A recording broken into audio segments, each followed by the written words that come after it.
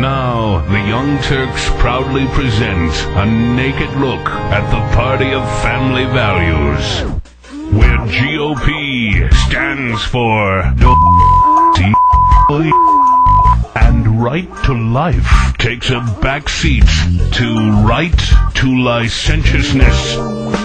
Republican Sexcapades, where real family values don't have a prayer. Republican Sexcapades. Hide the altar boys and cover the kiddies' ears. Here's today's edition of Republican Sexcapades with Cliff Schecter.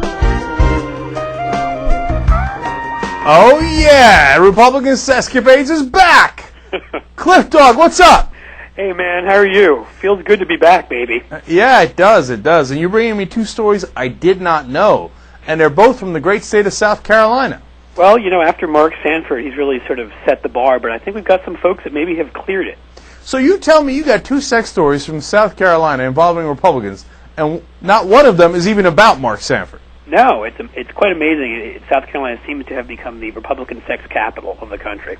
Good for them. All right, so it's all about tourism these days, you know. The first story I understand is about the guy who might replace Sanford. What's he up to? That's right. Well, if Sanford, let's say he were to be impeached or he were to resign due to his flight down to Argentina and that whole sex scandal, we have the Lieutenant Governor, Andre Bauer. Andre, or Mr. Bauer, let's call him, is a guy that supported the state ban on gay marriage.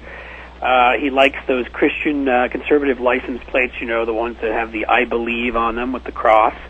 You know, was a Mike Huckabee supporter, real good Christian conservative who doesn't like gays except for the fact that it turns out, well, he is gay. So he doesn't seem to like himself very much. Recently, in fact, just the last couple of days, broken by Mike Rogers, he who broke originally Larry Craig, Aaron, was it Schrock? Schrock, yeah. Ed Schrock, sorry. That was a whole different Schrock.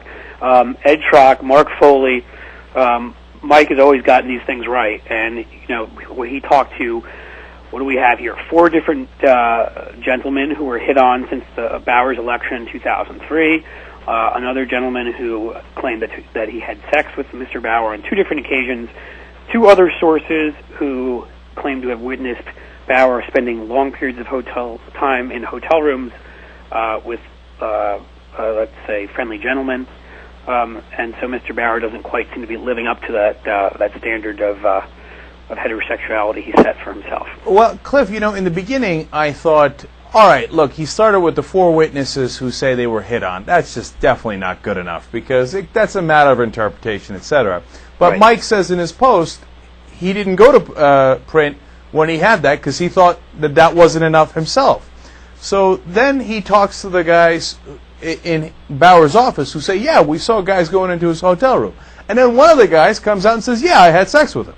Now that one's secondhand because it's the guy in the office telling Mike that the guy who came out of the hotel room said he had sex with him, and they've seen a number of guys going in there for periods of time, right? But then on top of all that, Mike's got a guy who says, I flat out had sex with Right. I mean, people may know, you know, Mike, I mean, he was featured in the movie Outrage, Kirby Dick's movie, on this sort of behavior of self-loathing Republicans, and Mike, as he points out on his site, has a 100% record. I know Mike. Mike's a friend of mine, and I would say that, you know, he has a million rumors float by him all the time. He doesn't come forth with these things until he's 100% sure, and of course, as he said, he's never been wrong. So, yeah. Now, look, here's the thing. I was always a little ambivalent about these outings. Until I saw Outrage, which features Mike, and we had Dick Kirby, the director, on the show, and they lay out a real great case for what these guys do once you out them. That they turn around and instead of fighting against gay rights, they go, okay, you got me. Some of them do, at some point. You know, and they had good examples of that, Jim Colby being a prime one, former congressman from Arizona. Right. And they fight for civil rights for gay Americans rather than against it. And then when you see that, you go, well, you know, there's value in doing this and pointing out the hypocrisy of people. Yeah, there was, I can't think of his name right now. There was one from Maryland, right-winger, I think his name is Bauman, who was outed in the 80s. And he even wrote a book about it. And he remained conservative on a lot of other issues. But, of course, then came forth on gay rights. So I think that's a great point, but I also think they make a great point in general. I'm not in favor of outing anybody just because I'm not in favor of anybody digging into anybody's personal life, but my exception is, of course, when somebody wants to go and try to dictate to me or you or the rest of us how we should live.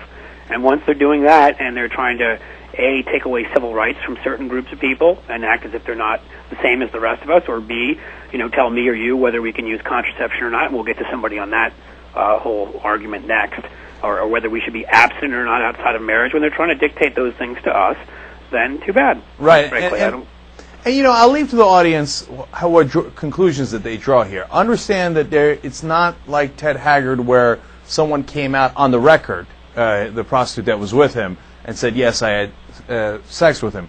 Here, these people are anonymous sources, right? Yes. Now, Mike does have a good record, Mike Rogers, of being accurate in his outings in the past. But look, take it for what it's worth, and we told you exactly what the evidence that he says he's got. And then if you want to draw a different conclusion, by all means. But we're letting you know what the situation is. And Bauer's not married, right? I mean, that doesn't necessarily mean anything, but he's not, right? No, he's not married. He jokes about his bachelorhood, which sounds a lot like a certain current governor of Florida.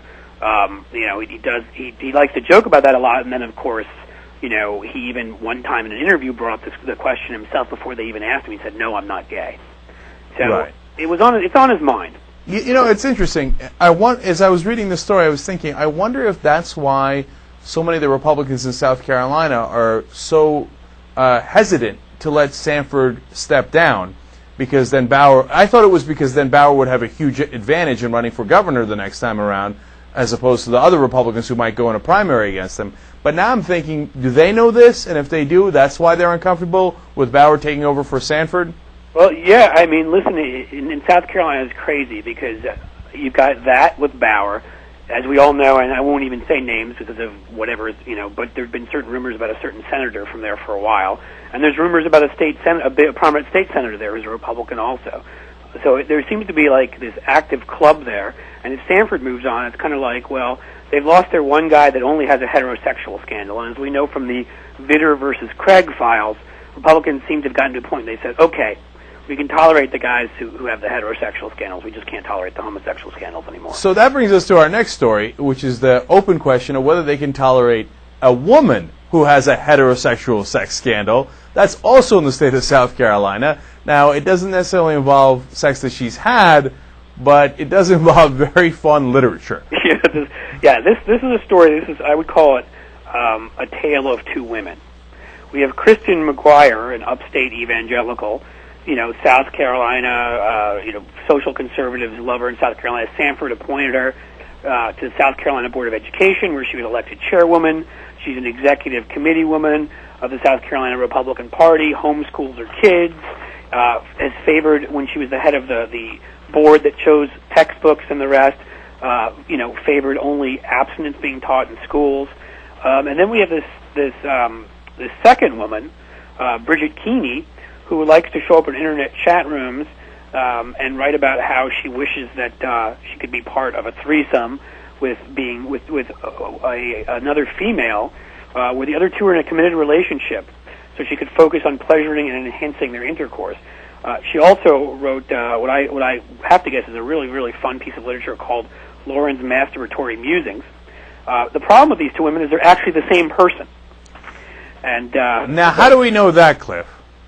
Well, it turns out that a lot of this has now been admitted because as soon as people started looking online and snooping into these chat rooms and finding all these similarities between these two women, they were the same in terms of the commonalities were in age, geographic location, engineering background, hobbies, all these things like that.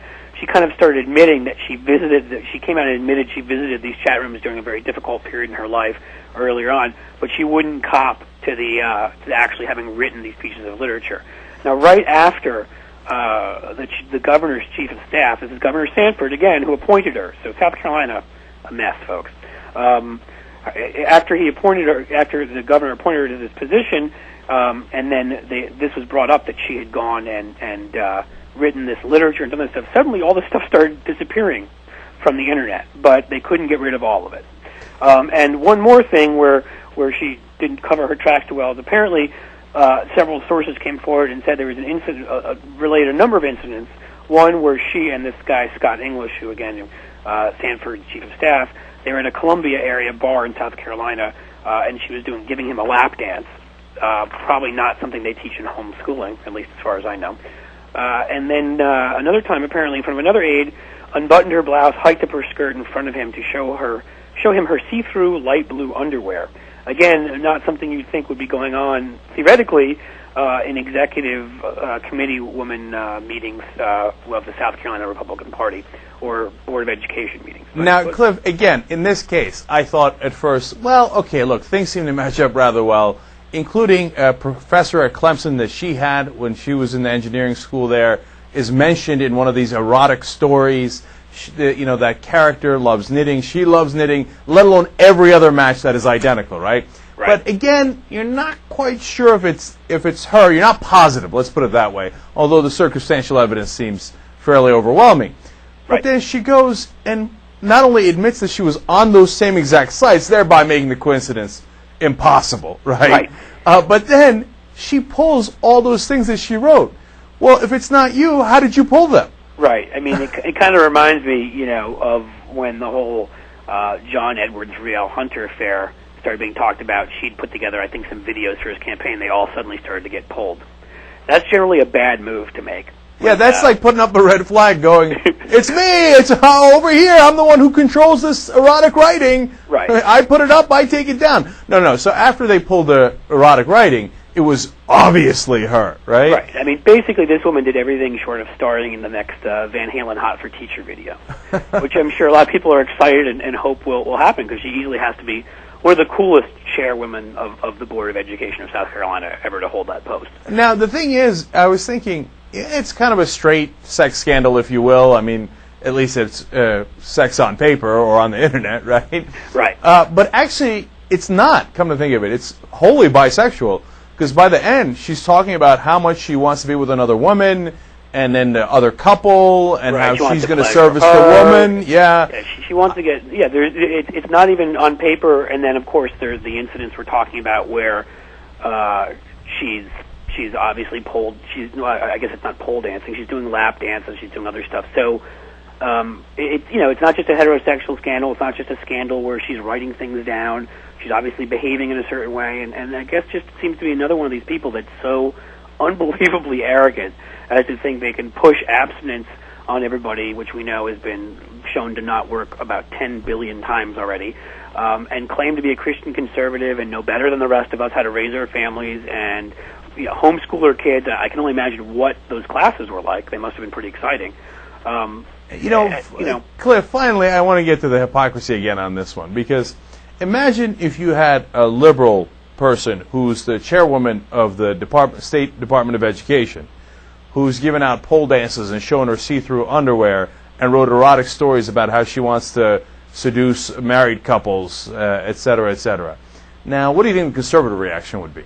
Oh my God, they of course would freak out, and they'd call her a heathen and say that she hated God, the troops, America, was a terrorist, lesbian witch.